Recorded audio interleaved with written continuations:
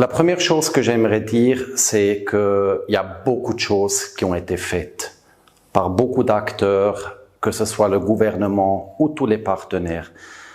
Beaucoup de choses qui ont été faites et qui sont en train d'être faites, et on voit aussi beaucoup d'investissements, beaucoup plus d'investissements productifs, que ce soit dans le cadre de vie, que ce soit dans le secteur agricole, donc qui change vraiment le modèle économique du pays vers une économie plus créatrice de valeur ajoutée, et c'est aussi ça qui peut créer de la richesse.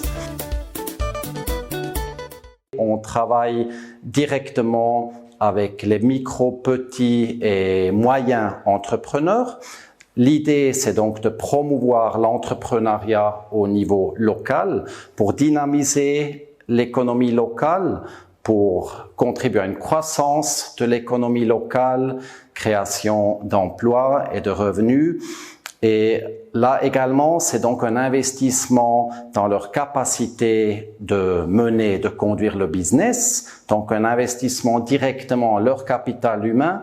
Et donc, en résumé, on peut vraiment dire que les principaux acquis, c'est probablement pas un projet XY qu'on aurait mis en place et qui peut-être demain, dès qu'il est fini, il disparaît, mais c'est vraiment cette approche acteur, l'investissement en le capital humain des acteurs, et ça reste pour demain, pour après-demain, et je pense que c'est vraiment ça l'acquis principal de notre coopération avec le Bénin. Ces acquis, on les atteint jamais seuls.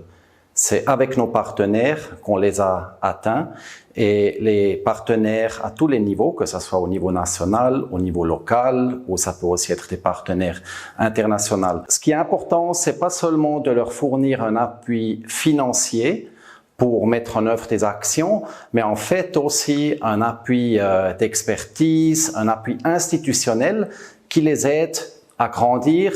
Et aujourd'hui, ils ont pris les choses en main. Par exemple, ils observent les besoins qu'ils ont dans le monde rural ou agricole. Ils proposent une loi ou une politique nationale. Ils aident à élaborer le texte. Ils aident à faire le plaidoyer, le dialogue politique avec les différents acteurs jusqu'au vote, par exemple, à l'Assemblée nationale et après la mise en œuvre.